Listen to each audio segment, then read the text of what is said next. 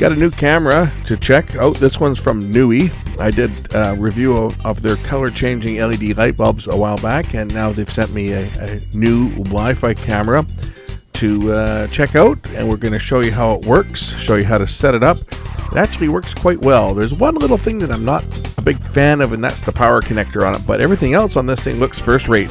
Let's check it out.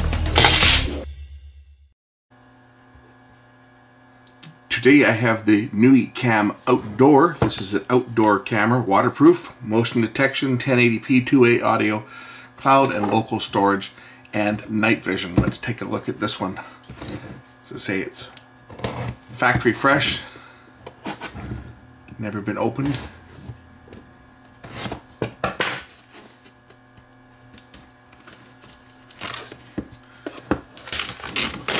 I seem to be getting one camera after another these days to check out.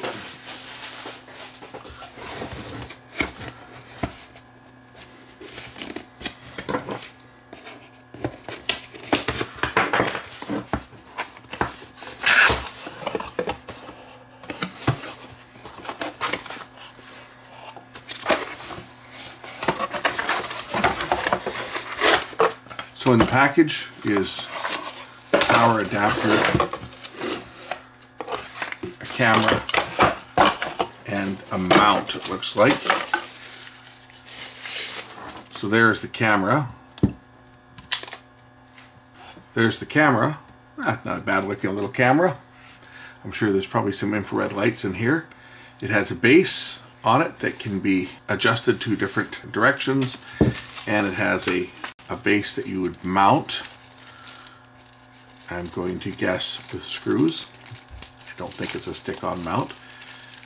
So it has a base that you would mount against the wall. See how this is going to spring. That's how it works. So what you do is when you've mounted this on the wall, you line up the little dot here with the spring, and you turn it till it clicks. So basically it goes in like this, and then you'd give it a turn, and it'll lock into place once you've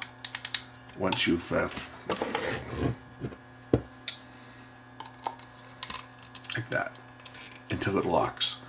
And then to release it, you just use a pin to press into the base and give it a twist.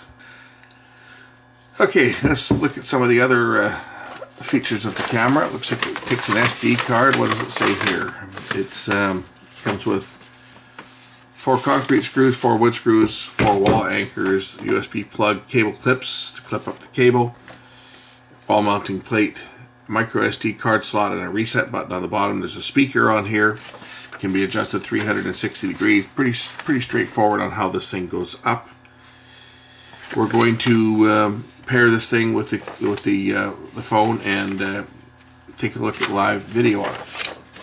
So standard, you get your apps. It does not support 5 gigahertz network, so it only works on 2.4 like most of them do, which is actually good because the 5G networks typically don't have as much range as 2.4. If you're mounting the camera outside, there's a good chance that 2.4 or 5 gigahertz will not work. I do have a 5 gig camera that is working, but it certainly has to be a lot closer to the router than my 2.4 cameras do.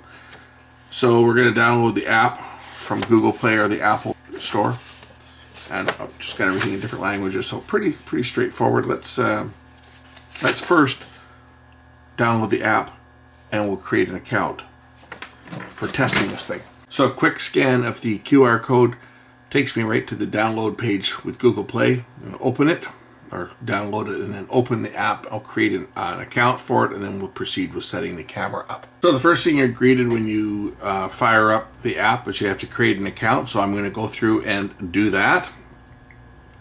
Put my email address in and stuff, and create an account and a password, and then we'll proceed to set the camera up. First thing that happens when you enter a valid email address is they're going to send you a code, and once you enter that code, you've only got about 3 minutes to enter the code. Once you enter the code, then you're going to create a password, so you must create an account in order for this camera to operate. unlike some of the other ones where you don't need an account, where they'll just operate. This one you need to create an account. Whether you plan to use cloud storage or local storage, you do need to create an account in order to set the camera up. Okay, so I'm going to create a password and sign up with this thing, and we'll get it working here. First I'll plug the camera in so that it can start powering up. I'll have to give the camera a minute to reset. You can see it's got some LEDs. They probably don't show up on camera here, but I can see the little red LEDs. The infrared LEDs glowing. They're off now, but there's a series of little infrared LEDs right around the lens here. Right, like that little red one, but they aren't showing up on this camera, but I can see them.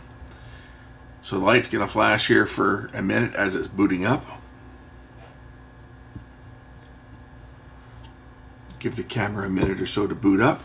I'm going to add the camera by clicking the plus, and it's asking me what type of camera I've got. It's a Nooie Cam Outdoor. So it says please connect the camera to your Wi-Fi router and install it outside. Make sure the camera is powered on. Wait about 15 seconds. The indicator light is flashing red. It says red light on.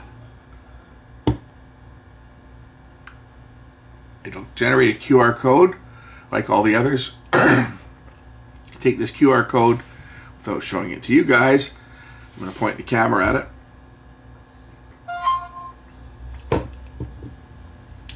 It has now captured the QR code from my phone, and that will pair the camera with my network.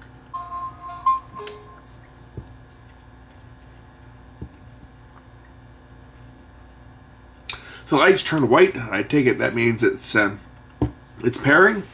It says camera already. And then we just give it a location. Comes up with some preloaded locations, or you can put your own in. I'll call it front door.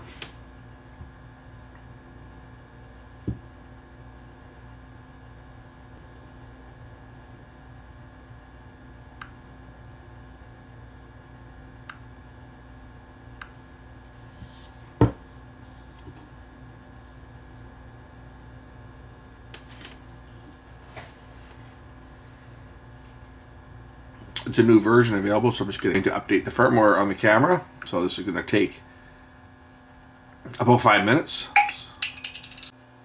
As you can see, it has a very bright infrared light as it's booting up now after updating the software. So the infrared light actually should work very good at night. We'll try this out in total darkness. I'll try this out in the workshop here. I'll turn out the lights once it finishes booting up. We'll see how it performs in total darkness. So here's a shot in total darkness. Get a shot of my phone.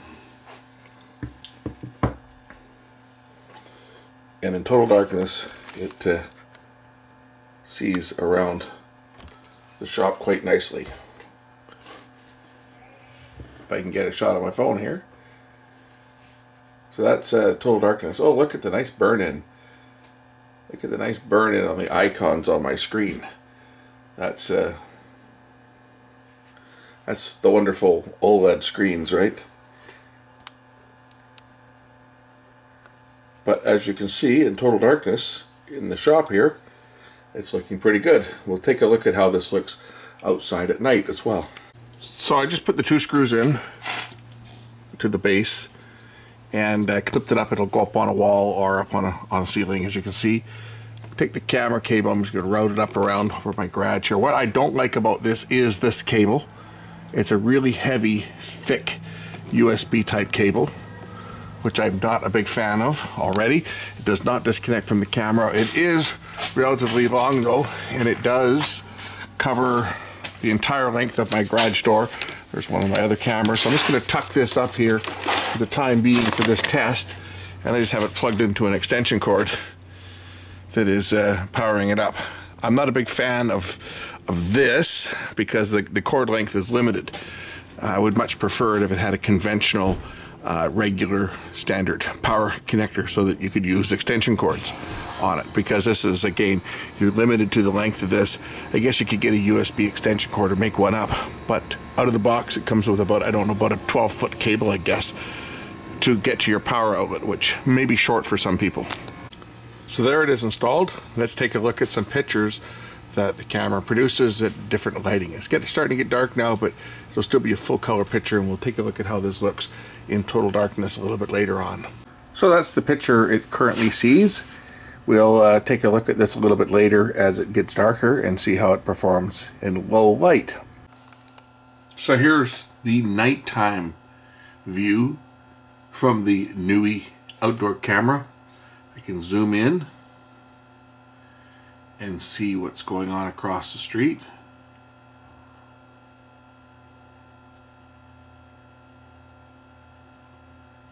So right now it's fairly dark. Actually, it's pitch black out there now. This is under infrared light. If I go into setup here, what some of the settings that we can do on this thing. Night vision. If I turn the night vision off, we should be able to see what it looks like. This is what the natural light looks like, with just the light that's out there. And all that's out there right now for light is this. This is a 4-watt LED that's providing some light. The rest of the light is just ambient light that's out there. So even in low light for color, it's not bad, but obviously it's going to look better in black and white with the night vision on. Motion detection on this one, we can set up motion detection low, medium, or high, and it can also be set for a schedule so that it only records or triggers an alarm at certain times. So you can go and set up a schedule.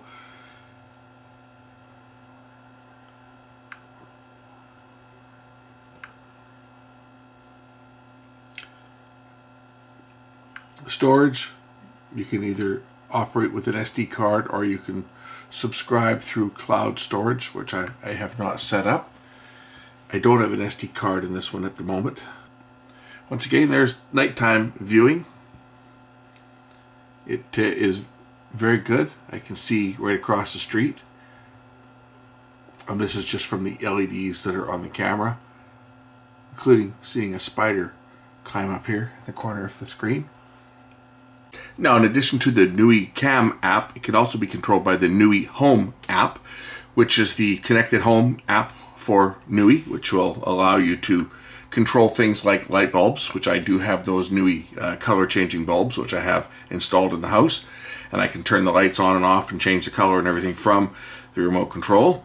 From my phone, they're Wi-Fi connected. So I've got 3 of the bulbs right now connected, and I can change the color temperature, change the color of them and everything in my living room, which is kind of cool. And of course also look at the camera here. So if I click on camera, I can look at the camera. I've now put an SD card in here. I put a 64 gig SD card in to see how it performs, and it'll support at least a 64 gig. I'm sure it will support even bigger than that. It has the dates it records. If I click on here, it'll show today's date, and here's the recordings. I put the card in just before 3 o'clock today, and it's been recording continually. And unlike other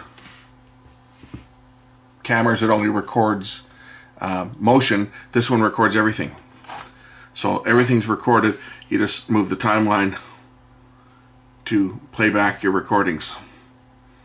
I don't know right now how long it's going to record on a 64 gig card. I guess I'll find out as the card fills up, but it seems to be relatively efficient at recording. So I would imagine a 64 gig card will hold a couple days of recordings, I would think.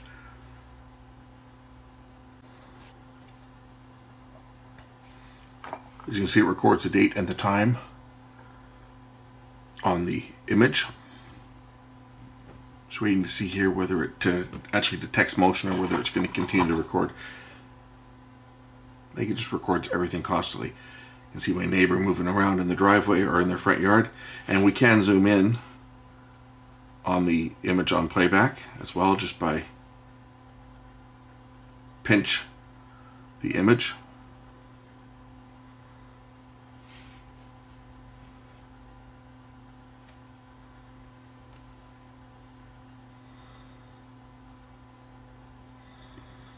And again, to move the timeline, just slide the timeline back and forth.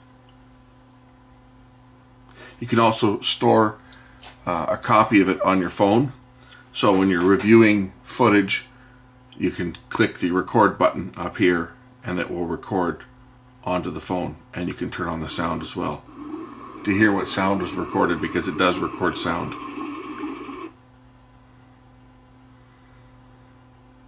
It also has two-way audio, so you can tap the microphone button and talk to whoever's there at the camera, and then to listen you tap the speaker button. And you can hear that there's a slight delay for my talking there. You can actually hear me coming back here. So you can talk to the person on camera. If you see somebody out in your yard, you can say, "Hey, what are you doing there? Get out of my yard. I'm calling the cops on you." You know, so you can talk to the person. And again, if you're watching something live and you hit the camera button here, it'll take a snapshot. If you hit the video button, it'll record it onto your phone. So you've got a permanent copy on your phone.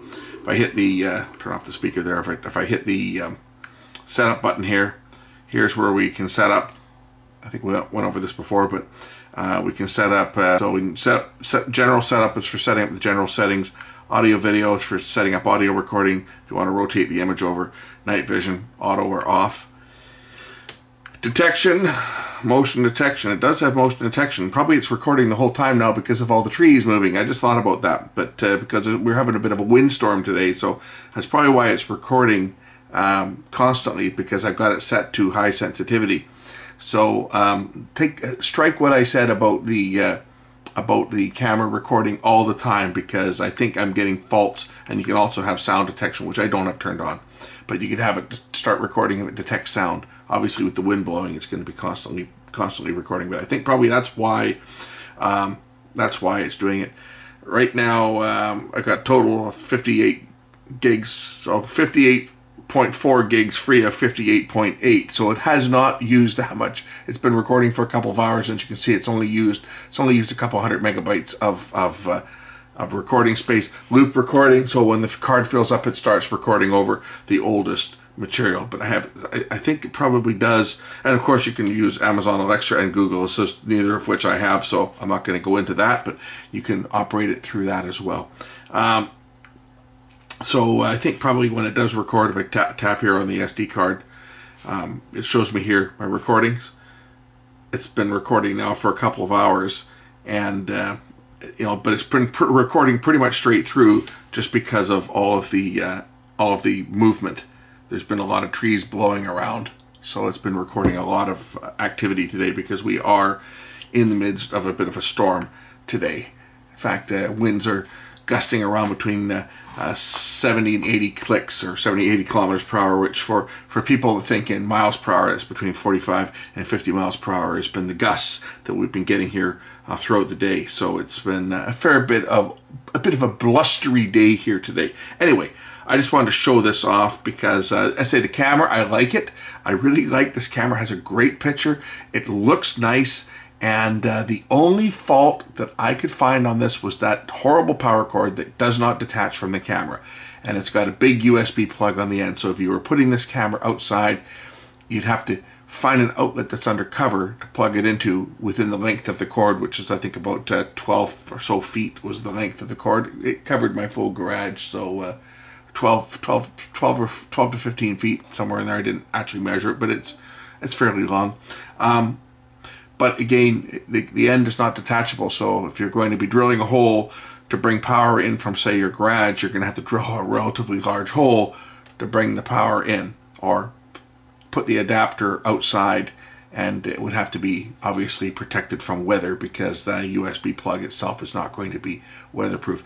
That's the only thing I can find on the camera, and if the manufacturer's watching and they're wondering what way they can improve it, I would say make it with a power cord that can be extended easily using a standard barrel connector, not a USB, something that is easy to extend. Anyway, thanks for watching. Hope you enjoyed this one, and we will catch you in the next one real soon. Link to this camera is in the description.